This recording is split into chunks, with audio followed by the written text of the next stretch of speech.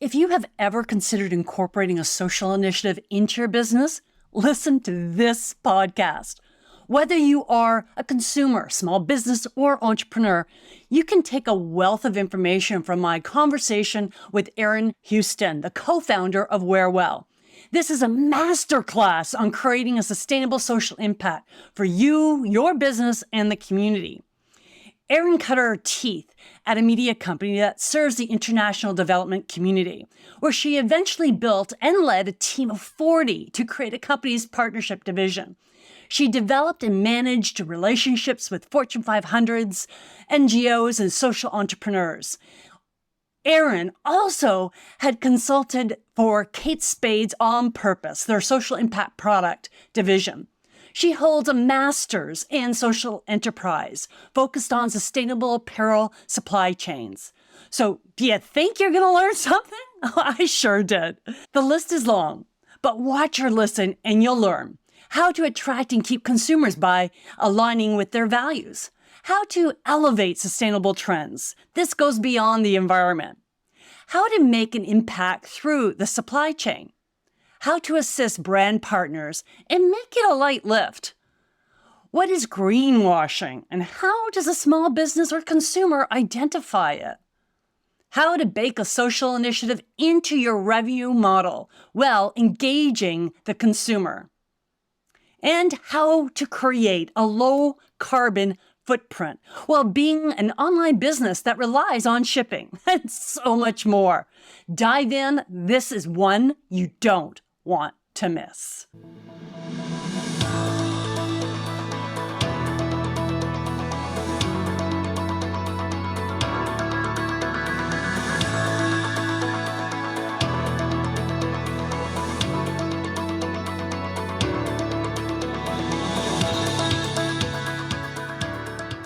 Welcome to YouMeWe Amplified podcast, where we have conversations with sheIMPACTpreneurs addressing the United Nations Sustainable Development Goals. These entrepreneurs are not only amazing human beings, but they're transforming where we live and work with sustainable social solutions. In each episode, we'll have actionable insights into what, why, where, and how to make a social impact to empower you, your organization, and most importantly, the community. Whether you are joining us live, first, I want to welcome you, or listening to the podcast. It is a great opportunity to be empowered to make your contribution count. I'm Suzanne F. Stevens, an international speaker, author, a sheIMPACTpreneur community builder, and a multi-award winning impactpreneur.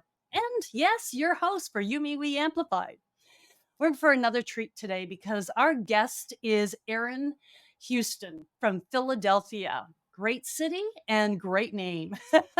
With her master's in social enterprise, which focused on sustainable apparel supply chains, she co-founded Wearwell, which is the one-stop shop for sustainable clothing accessories, shoes, secondhand, home goods, and so much more.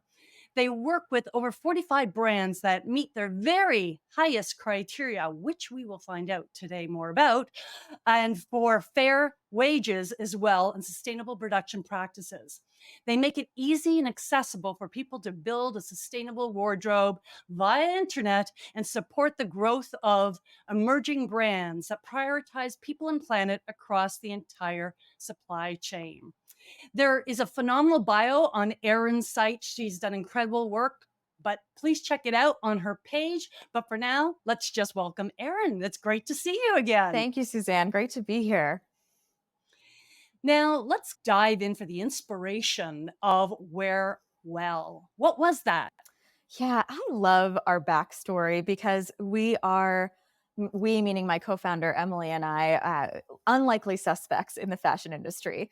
We come from a global development background. So the two of us, we met in grad school at American University in the School of International Service. Prior to Wearwell, we both worked for about 10 years in the impact space. My co-founder Emily, she was living and working in India, in Cambodia, in Honduras. And I was working for a media company that serves the global development industry. And my role was working with Fortune 500s, helping to communicate about the impact of their supply chains in developing communities. And we had stumbled across this great friendship together in grad school, studying international development. And we're catching up over dinner one night. And we said, you know what? We have both figured out how to live impactfully in so many ways in our lives, from our careers to the ways that we were shopping locally and sustainably for our food. But when it comes to our clothing and accessories, it was so difficult to do that. It was difficult to do it because we couldn't find things that fit our personal style, that fit the price point we could afford at the time, or that fit essentially what we were looking for, and which was not greenwashing. It was really hard to really identify the companies that were truly making a positive impact and to be able to trust that with the information that was available. And we said, we're two people with expertise in this. It shouldn't be this hard. We decided to do something about it and create a for-profit business that focuses specifically on making it easier for people to effectively vote with their dollar. So to shop for ethically and sustainably made clothing, while also, as you mentioned in the intro, supporting the growth of emerging brands rather than promoting unhealthy competition between them. Yeah. Oh, yes. Some collaboration. The power of collaboration. That's a great story because often you hear people meet their mates Mhm. in grad school, but you met your business partner in Yes. grad school. And it's a fabulous story because through conversation, it's incredible what you can achieve. So, congratulations on that. Thank you. Now, there are so many pieces of business that I absolutely love. And if I get any of this wrong, please, by all means, do correct me. But your social impact appears to be so comprehensive. At first, you don't see it, and then you start diving in. And not only are you sourcing your products, but you're also committed to donating 1% to the planet and 1% of every order to Mhm. nonprofits. First of all, can you talk to us about how you're donating 1% to the planet? I believe that's a campaign. Yes, it is a multi-brand campaign that's been years in the running. We joined, I believe, in 2021. And essentially, it's a bunch of companies, all different sizes, shapes, et cetera, industries. And they're just simply pledging to donate 1% of their revenue, not their profit, their revenue, to nonprofits that are doing some of the most impactful work on sustainability issues today. And I was going to ask that very question. Yep, Is it revenue or it profit? is revenue. And it is actually on revenue. Mhm. That's not only brave for a small business, but truly remarkable. So kudos to both of you for committing to that. But you didn't stop there.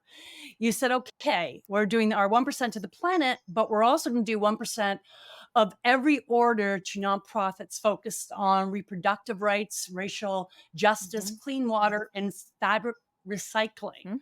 Yes, that's correct. We're partnered with this company called Beam Impact, and they help us really identify what are the most impactful nonprofits that we can be supporting. And they're not the household brand NGOs or nonprofits that most people know. They tend to be the community organized groups that are really doing incredible things. One of my favorite ones that we're supporting right now is Holler Health Initiative, and they're providing travel accommodations for women in need of access to abortions in states that don't provide it here in the US. And so it's something that our customers can choose what they want to support with that cause. And so it's a great way to connect someone, not just with the impact story behind the making of what they're choosing to buy, but rather another layer of impact that they can make every time they make a purchase. And that's also 1% of our revenue, not our profit.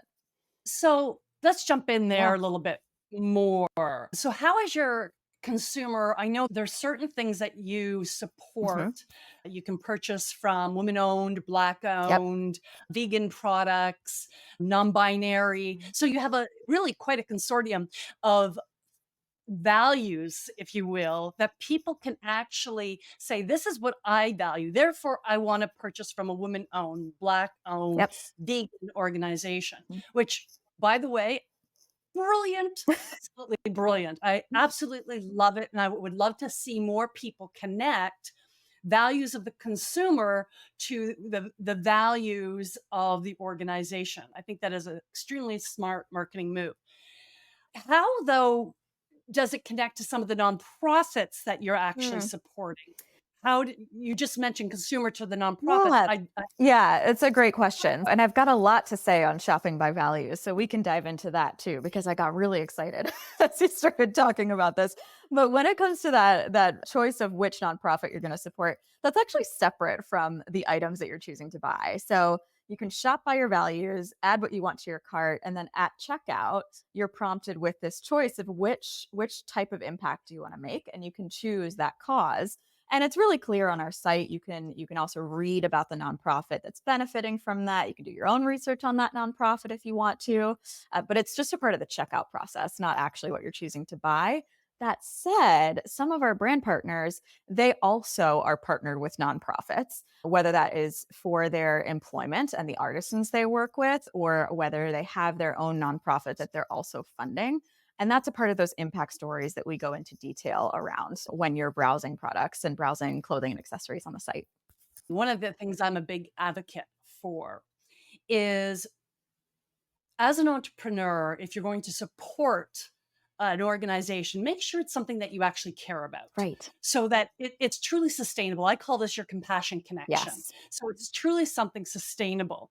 Now, it sounds like you're interested in these nonprofits, but the ones you've chosen are more to give your consumer a choice rather than what you get necessarily really excited about. We saw a couple of companies fail in trying to do exactly what we've tried to do. And one of the things that we noticed was that there wasn't enough positivity and solutions oriented practices in the space of sustainable commerce. What I mean by that is we kept seeing people name and shame brands or talk about all of the problems. And yes, there are many problems. I'm not trying to minimize them whatsoever.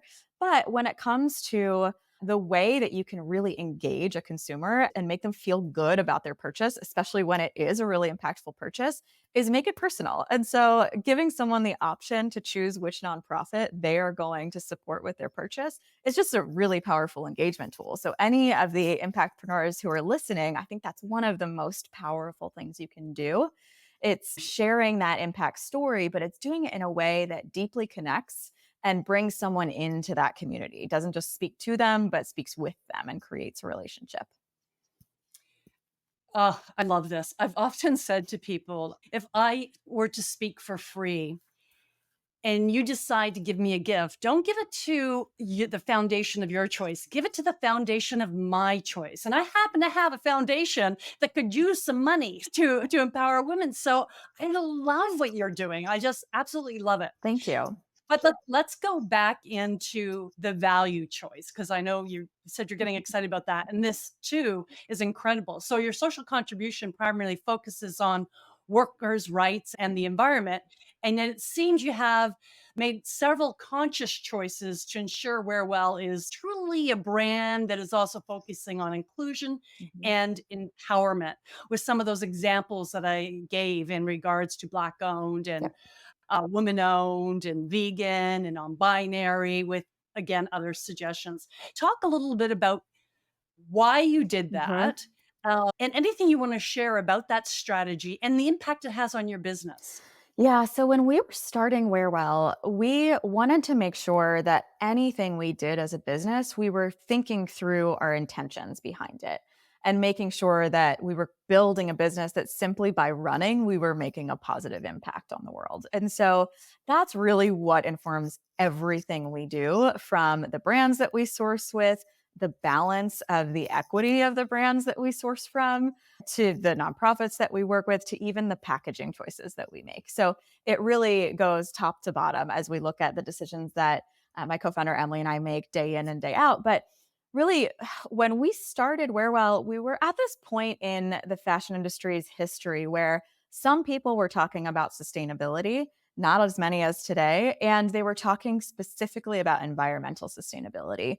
When I use sustainability, I'm also talking about workers' rights, but I often have to explain that to people because it's still not a part of the vernacular today when we talk about sustainability in an industry term. And so, what we decided early on was that we wouldn't just source from a brand that was simply giving back product or doing a one-for-one model. We wouldn't just source from a brand that was using sustainable materials but didn't have much visibility into how the garment workers within their supply chain were treated. And vice versa. We weren't going to work with a brand that said, here's our fair trade certification. We can prove that we're paying fair wages, but we're making everything out of virgin polyester. What we decided to do was essentially create a process through which we make sure that a brand is at minimum paying a fair and or living wage. I say fair and or living because there's a few ways to categorize that, to certify that, and we look at the many different ways. And they've got to be able to show us that they prioritize workers' rights. And what I mean by that is safe work environment. Those are the two big criteria under workers' rights. We also consider a lot more as a part of that, but those are the basics. And then on the other side, on the sustainability piece, we're looking at, are they using sustainable manufacturing practices? That can look a lot of different ways. And this is one of the reasons, again, why we started Wearwell. It's really difficult to navigate all of the details that go into assessing whether or not something is sustainably made. To get a little wonky on you, what we really look at are things like, is this shirt that we're about to source made from organic cotton, meaning fewer pesticides were used, the growers were probably harmed less because of chemical reduction? Or is it made from dead stock material, meaning maybe the material itself isn't sustainable, but it's left over from a larger brand that was going to send it to landfill anyway. And so a brand that we're working with that employs women and creates economic opportunity for them could use that dead stock fabric and divert it from landfill for the creation of another product that maybe is also then sold secondhand and gives that piece of fabric a lot more life. Or it could be something like a production practice that is using low water. So if you look at denim, it uses tons and tons of clean water in typical processes. So most of our denim companies, all of our denim companies that we're partnered with, use organic cotton and a clean water process where they're reusing the water. They are not using just brand new water every time they make a new pair of jeans. So there's lots of different ways to categorize it. And I get wonky on this because I think it's really important for people to understand, going back to shopping by your values, that there's no silver bullet here. And that's what makes this so complicated. And that's what makes these choices so complicated. So when we started, going back to that initial question, we said, if we're going to be intentional about this, we also have to be inclusive about it. And that means allowing brands to identify what is their impact. We don't mandate for them, you have to do this or we'll stop sourcing from you. We allow them to identify what's the impact you believe you can make, especially if they're a more community focused organization. What's the impact you can make? And does it fit the type of impact that we know our customer base wants to make? And if it does, that's a wonderful thing. It doesn't have to be prescriptive. It doesn't have to be one specific certification. And then we're also paying attention to things like the equity that we're generating for brand owners. So most of the brands, I might get this number slightly wrong. You might need to fact check me on our website, but I believe it's 89% of our brands are women owned, which is really unique in the fashion industry to have that ability. And we also source from 15% Black owned brands and BIPOC owned brands as well. And so it's something that we're constantly looking at, who's benefiting from the type of business that we're building, and how do we make sure that we're doing our best to balance where we believe that that dollar should go. Now you have 6 employees. There's 6 of you, correct? There's I believe there's 7 Okay. now. Yeah. What day Let's is not tell the it? person we were going. We won't let them know what happened. Right. That being said, it would suggest that there's a lot of time and effort on the supply chain side of things, not only picking Mhm. who you will put on your site. How much of the time does your organization spend on that part of it? And what percentage of time servicing customers? It is shockingly, it is maybe 90% of the time on serving customers and 10% on Okay. sourcing brands, not working with brands. Sourcing. Working with the brands Yes, is a sourcing. whole other story. But this is Emily's wheelhouse, and she's got a phenomenal brain around systems thinking. And so I think one of the early lessons I can share is that when we started, part of our origin story was no one had done this before. And we said, we got to figure this out. People had tried, but had not succeeded. And we said, how are we going to create a process around the way that we evaluate brands and do it in true partnership with those brands? And so over the years, Emily has honed this operational process of evaluating that impact and onboarding a brand so that it's a light lift for us, but it's also a light lift for them. And that's a really important thing when it comes to success with the company, is just making sure we're aligned every step of the way with our brand partners and making sure that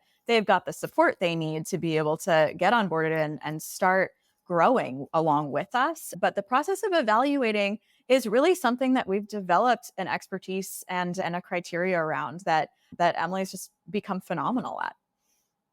Can you give us maybe one or two examples of Yeah. the system Yeah, that has been developed to help that process? absolutely. So it doesn't sound complicated when I say it in layman's terms, but it's really just a process of first looking at the brand typically comes to us. So we'll learn about a brand. We'll first look at what is the information that they are publishing about themselves already publicly without us asking about it. And so that's really important to understand. How serious is this brand? Are they just going to smile and nod when we ask about workers' rights? Or are they able to say, oh yeah, we publish an annual report and here's the information and here's our certification and it's already on our website.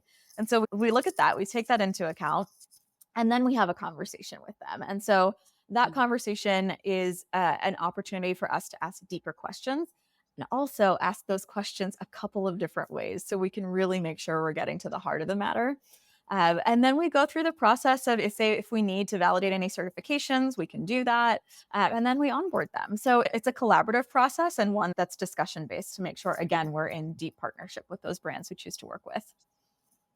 And to your point, it's not rocket Right. science, but at the same time, as somebody who's trained organizations on how to ask questions Mhm. for years, it's the way you said it is asking it a few different ways so you can get to the real heart. It's that Yeah. listening to really what they're saying. Yes. People tell you things all the time. They tell us everything we need to know if we're actually paying attention Yes. to make sure that they make a good partner. So, yeah, I can definitely appreciate where you're coming from there.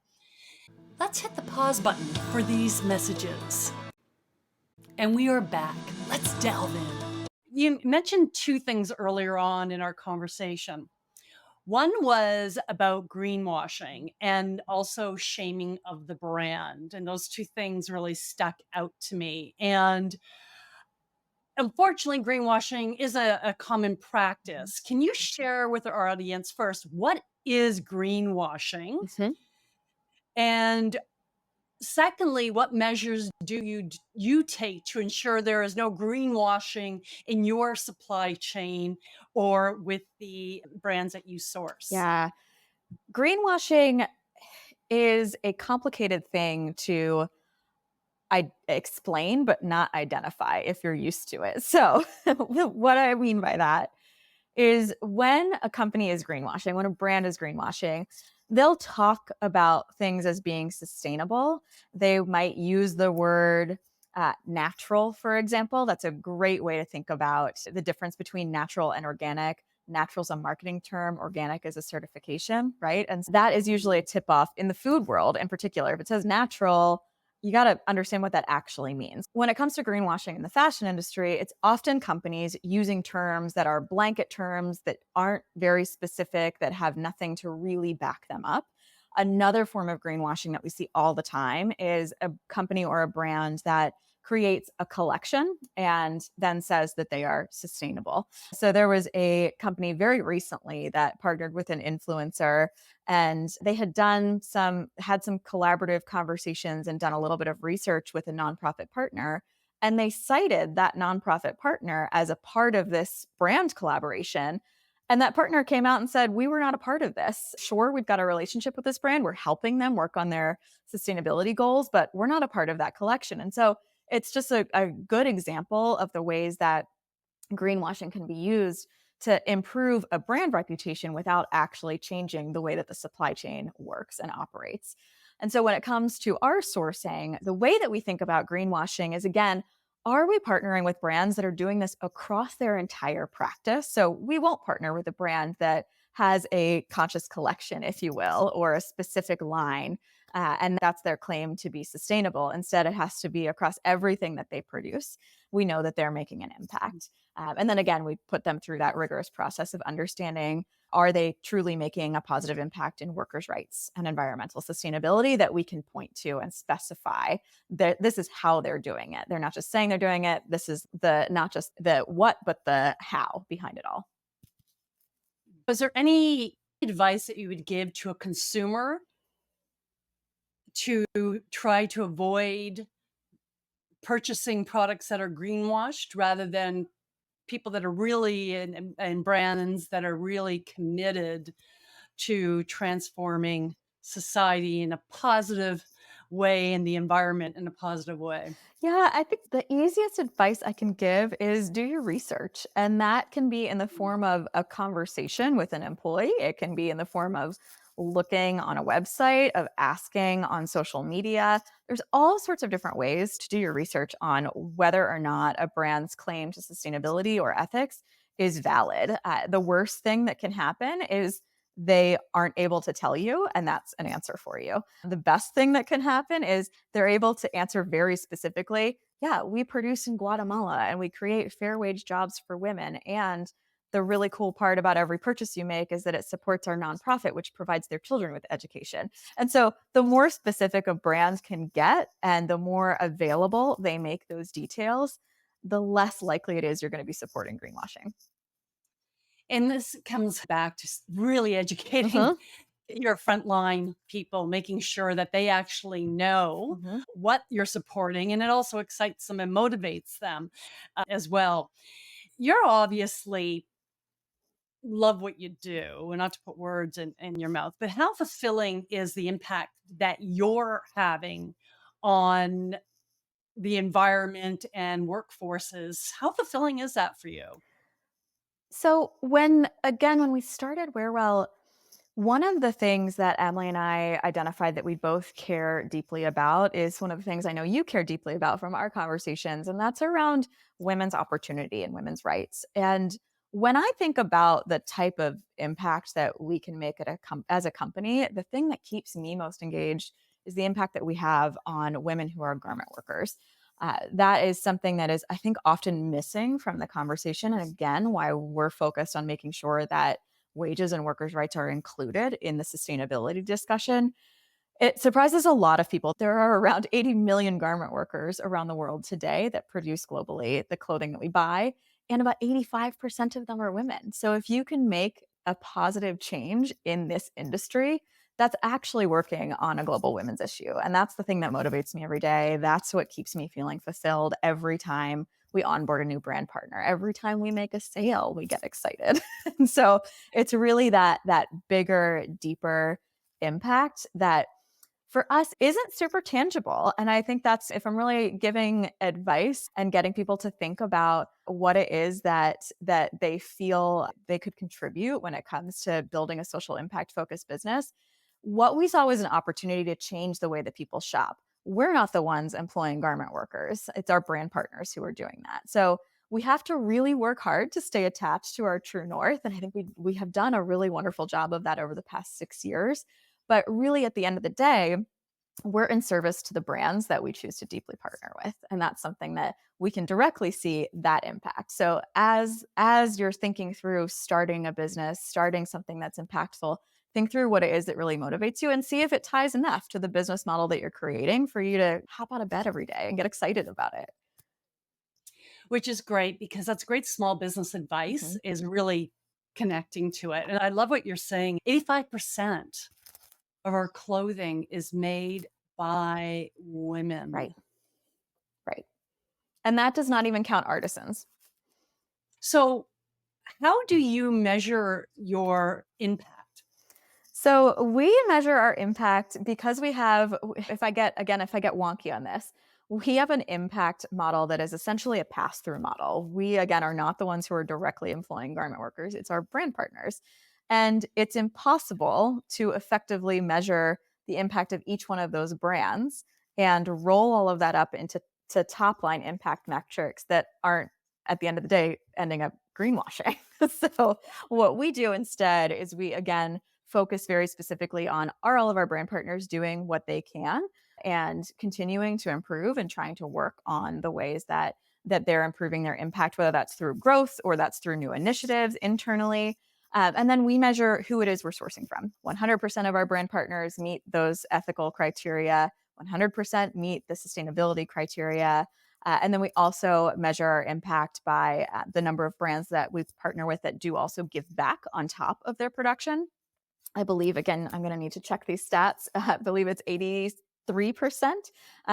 give back to their community in some way that they operate in, whether that's through donations, through direct work via nonprofit, through things like a one-for-one model. And so we're quantifying our impact as a pass-through.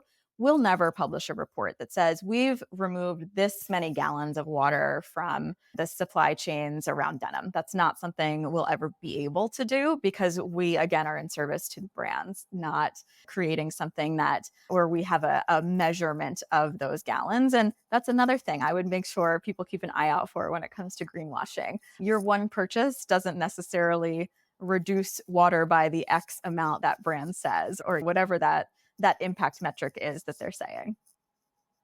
Does your website, do you have members, or are people just buying, go to your site and buy? Is there any sort of interesting things around your consumer engagement? Yeah, so we built a membership as a way to engage people who were truly looking to build out a sustainable wardrobe for themselves. And you can come to our site and shop just as you would any other online marketplace. You can find what you want, browse what you want, add it to cart, we'll ship it to you. But membership is really for those people who want to be purchasing sustainably for the long term. And so when you're a member, you get all sorts of extra fun perks like 10% off of every order, free shipping and returns. But the thing that we love to talk about most is the personal styling service that's included in that. And so, one of the things going back to again, when we started Wearwell, that we were frustrated about is that it took just too much time and energy to discover the sustainably made items that we needed for our wardrobe or that we wanted for our style. And a personal styling service answers that direct need that was our reason for being in the first place. And so it's not a subscription box service the way that many people think when they hear personal styling. Instead, it's entirely digital. And again, that goes back to the choices that we've made since the beginning. That digital personal styling service doesn't require excess inventory and it doesn't require shipping back and forth until we're pretty sure that customer wants to keep that product. And so it's a lower carbon footprint.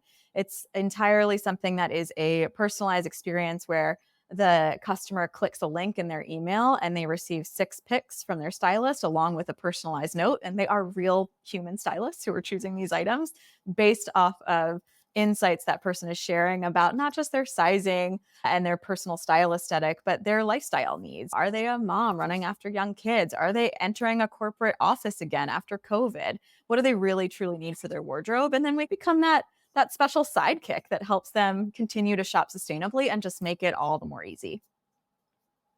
Fabulous. I love that model. Thank you. It's just, again, there's no nothing. That's why when we had our pre-call, I was like, when I was going through all the research, I was like, this company just seems to have crossed their T's, dotted their I's in every element. So again, once again, kudos. Why is what Wearwell and the social initiative particularly important now? Mm, I deeply appreciate this question because I could answer it with statistics about how wasteful the fashion industry is. But I think the real thing that people need to be watching and paying attention to is the rise of fast fashion and how clothing has not just become something that we buy, it's become something that we easily dispose of. And it's something that they are talking about it, but a lot of people aren't talking about the real root of that issue. And one of those reasons is the inclusivity around sustainable fashion. And what I mean by that is not just things like sizing inclusivity, but also pricing inclusivity. A lot of people assume that sustainable fashion needs to be expensive. And really, when you look at it, if you are an American consumer who shops often at Anthropologie, at J. Crew, they're the same prices, if not sometimes much more expensive than some of the products that we offer that were sustainably and ethically made. And they are sometimes straight dupes for each other. And so it's something that people just aren't quite talking about enough. And the reason why I'm linking that to fast fashion is because a lot of people choose to shop with Shein, with H&M, because they believe they can afford it. And instead, I'd love for people to be talking about the investment that they're making in their clothes. And I say that because you can think about it in so many different ways. You can think about it as a social investment that you're making, you're voting with your dollar. You can also think about it as, I'm going to spend $25 on this sustainably made t-shirt that I know is well made and is going to last me far more than 30 wears, compared to the $2 t-shirt I'm going to buy that I can only wear maybe 4 times before it starts to look threadbare, and I can't even donate it or pass it on secondhand. And so that disposability and that mindset, I think, behind fast fashion and where we're seeing that take the industry is really, it's really concerning. And instead, if we start to get people to talk about the true inherent value of the clothing that they're choosing to buy and the items that they're choosing to buy and bring into their lives, I think we can make a really big shift and a really big difference. It's so true. My husband and I were talking about this the other day. He was wearing a shirt and I said, "How long have you had that shirt?" And he said, "15 years." And I said, "It looks brand new." And it's that buying well. Years ago when I had an interview, it never occurred to me that if you buy quality, I know this seems so obvious that it's an environmental issue, but I didn't link it in my head that way. And someone I was interviewing did, and it was one of my first interviews. I thought, that makes complete sense. Yeah. So Yeah. I went back to my husband and said, I need to spend more on my clothes. I need but, nicer things. no, but to your point, though, is there are sustainable made products out there that are also affordable, Mhm. but we don't have the marketing Right. budgets, or we're not aware of them, and often it is the marketing budgets, or everybody else is buying from this place and not getting on the fashion shows, the daytime Mhm. fashion shows that are saying, when they're even often trying to be more conscientious of including different brands in. But when I listen to them, I'm hearing, oh, buy from this brand, and it is a lot of fast fashions. Together, we'll amplify the reality that organizations like yours are available for that. One thing we didn't cover, where do you ship to? So we ship across the US. We're Okay. only in the US so far. Okay. All right. I won't be buying anything. I got it. For you, Well, maybe. I thought our audience should probably know that Yes. as well. Don't worry, we have other listeners internationally. We're all learning from you, which is fabulous. Right. So, what impact do you think your social initiatives have had on your business sustainability and growth? So, we've talked about that sustainability, and I have different versions for it too. But even sustaining your business and making sure that you are able to pay fair wages to your team and at the same time grow. So, what do you think that impact has had on your ability to do that? I think that's a very challenging question to answer, especially in the landscape of the past few years. And I don't mean to sound discouraging when I say that. What I actually mean by that is businesses that are smaller, that are under resourced, or maybe just even adequately resourced, they have had to face so many headwinds from COVID, from the fallout of COVID, from the economic headwinds we've been facing over the past year and a half here, a banking crisis in the startup community. So many, many challenges over the past several years that so many people did not anticipate when they said, I want to start a social enterprise and I want to make it for profit. So, what we've had to do from a really tactical perspective is look at how do we continue iterating and how do we grow incrementally. And so, for us, that's been making sure we're staying super wise about where we choose to spend our resources. Resources meaning money, but also meaning our team's time. Let's make sure it's super impactful. And that impact has to be on the bottom line as well. It can't just be on the social impact that we're creating.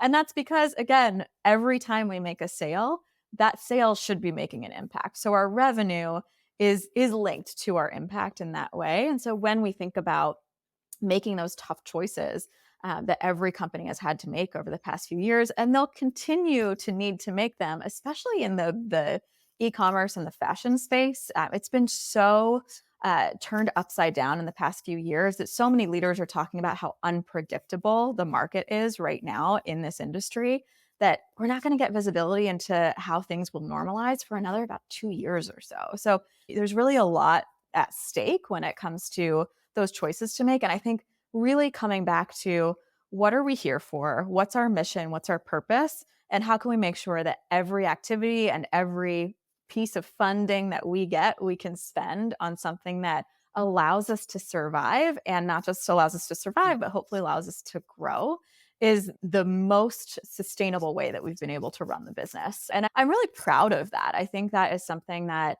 has been, unfortunately, we've seen a lot of peers not make it through this time for many reasons. And I think one of the reasons why we're still around is because we've been really smart. We didn't raise millions of dollars and then have a ton of investor pressure to then have to spend it right away and go bust. Instead, we were able to say, we're going to bring on investors who really understand what we're about, really understand our mission, and we're going to grow in a way that makes sense for us and is sustainable, so that we stick around for our customers, but also for those brand partners, because that's important to them too. This often happens, right? There's been a lot of challenges through the last few years internationally. We all can appreciate what you're talking Yep. about, particularly as a small business. It's been very challenging. With that being said, had you ever considered, let's forget giving that 1%. Let's forget giving that 1% of revenue. So that's 2% of revenue, not even profits, that you've committed to. Have you ever thought of getting rid of it? No, in fact, we started it during those more challenging periods. And we started it because it was even more important. And we knew that if it was important to us as a business and as founders to be participating in a global community in those unique ways, it was going to be important to our customers. And so we developed a ton of customer loyalty, because we said, you know what? Yeah, we could use that 2% that totals up to, but we think this is going to pay off a lot more in the long run if we do what we feel is right and what we feel is needed to be active participants in social enterprise, in nonprofit, in causes that we care about and truly make a difference. I say we did it in the thick of things.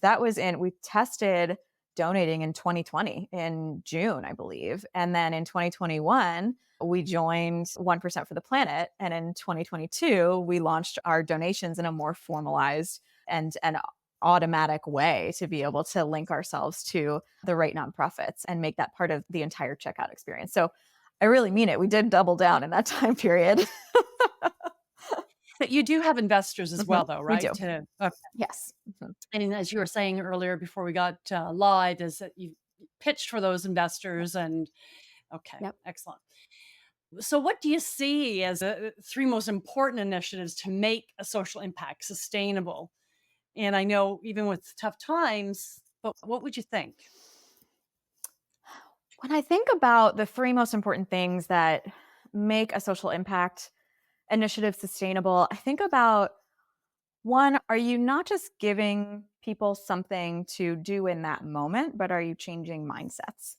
To give a clear example of this, we sell sustainably made dresses and jewelry and handbags. But what we're really trying to do is make sure people understand, oh, I can choose to shop this way. And it's a mindset shift that has to happen. And I think if you are working on a social impact business, making sure that you're tying yourself to a broader ideological shift that empowers people to make a change, that's one of the most important things you can do to not just build a sustainable business that builds customer loyalty, but to sustain the impact that you're making for the long term, whether that's with your business or not. And impactpreneurs, we know this, we're in it for the impact, where we want to make sure that even if we've built doesn't survive, that the ideas that we worked on and the things that we built live on in some way, because we believe it's really important for humans and for the planet. I think the second piece is really just being intentional every step of the way with the choices that you're making. So That is, as I mentioned, we think about everything from our packaging to even details around where our headquarters office is located and making sure that we're parts of communities that are like minded and share similar values. To, again, of course, the way that we source and who we source from. So I'd say make sure you're super intentional about the decisions that you need to make and do it early on. Make sure that you identify what those values are before you incorporate. That's what Emily and I did. I'll never forget. We took over a room in our grad school and we whiteboarded for about 3 hours. Here are the things we care about. Here's what we want the company culture to be.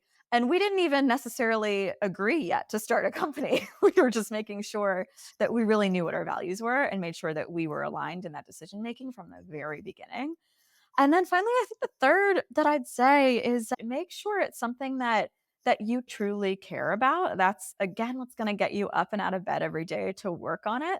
But I don't mean that from a we can have so many things that we care about. We can have all sorts of passions, but make sure it's something that of course I care about animal protection and animal rights. I work on workers' rights and environmental sustainability every single day because it's something that I can continue to stay passionate about because I'm always learning about it. There's always something there. So don't just think about what it is, think about why it keeps you engaged and make sure there's enough meat there to stay focused on it so that you as leaders can sustain that energy to keep going. What has been the most significant benefit to your organization and your culture for baking a social initiative into your business strategy? I think it's a way that we can quantify what we do to our team members. So we're able to say, we supported the growth of this brand in this way. We were able to source this many products from them. And this brand is writing us thank you notes and telling us that we're a part of their growth journey. But we can also point to we donated X amount to Fab Scrap, our nonprofit partner that focuses on fabric recycling for fabric waste here in the US through 1% for the planet. And then we can also say our customer base, through their choice of where we donate our revenue to those nonprofit causes, chose to support this many women in need of travel accommodations, this many Black female founders in need of an incubator program to get their businesses off the ground, or this many water bottles removed from the ocean. And it's something that just building that in as an added layer beyond our sourcing standards that are, of course, critical to everything we do. It gives us an ability to really feel like as a team, we're doing something where we can point to not just what have we done, but what can we continue growing and what's the thing that we want to amplify. And so it gives us an anchor to keep moving forward from. Great. Thank you for Thank that. you. So, we're going to dive into our 10 in 10, which is 10 questions and 10 seconds to answer each one or close as you can. I'm ready. I should shut you down. All right. Awesome. Let's start off with the first one. What is the one thing you wish you knew prior to engaging down this contribution path? That it would take about 4 times as long as I thought. What's the worst piece of advice you've ever received? Oh, consumers don't care about their impact. Just tell them it's sustainable. Pretty bad, right? What is the best piece of advice you've ever received? It's going to take you twice as long to do it as you think. I wish I had heeded that a little bit more. Yes, they were 2 times too short Yes, too, from the sounds of it. exactly.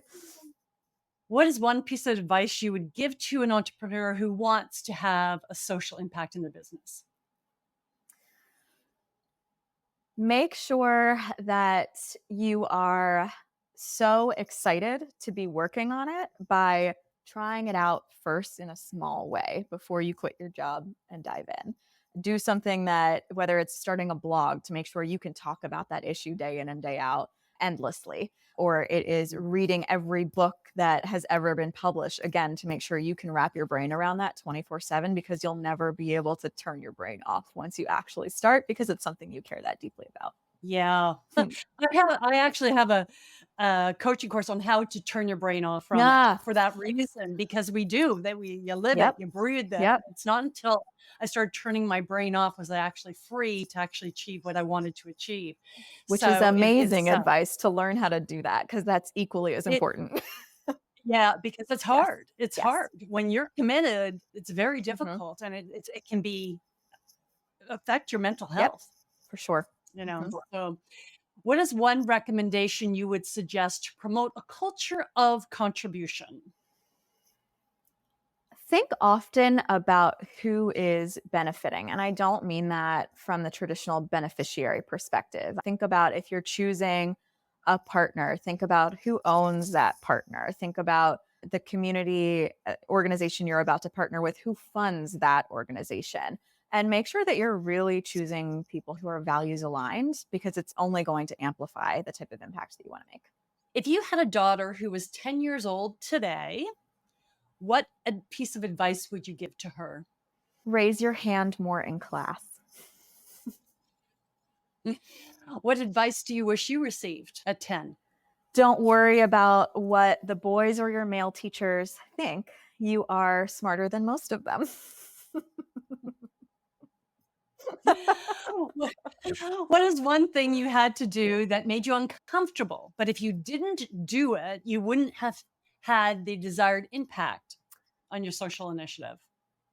It truly, it's starting the company. It took me years to take the leap, and I was a part of a program that was a 5-day intensive that really gave me that shove over the edge. And I don't feel like I feel like this is the most impactful thing I've been able to do in my life to date. Hopefully, there's much more, but it really was taking the leap to dive in full time on what I care about most. Who's the greatest female influence in your life and why? My grandmother. She passed away a couple of years ago, and the reason why I always say her when I'm asked a question like this is because she raised 7 children, and she worked full time while doing that, and she managed to spend a lot of time traveling the world and living in other cultures, and constantly gave back to her community. So I really learned the balance of caring for the people around you and being an active participant in your community because of her. What 3 values do you live by? I'm going to share 3 values I'm recently living by because I'm on a personal journey right now towards greater self care. So, self care is one of them, making sure that I'm resting. I'm doing yoga almost every day, it's a brief amount, but self care, um, integrity, and curiosity. Yeah. Yes, love it. Beside yours, now this is a tough one. I'm going to suggest your beneficiary. You have several because you do have the environment as a Yep. beneficiary. Also have women empowerment as a beneficiary, even though it comes Mhm. around in a bunch of different ways. But let's say besides those Yeah. two, who do you think needs the most investment of time, research, and money? Garment workers, hands down.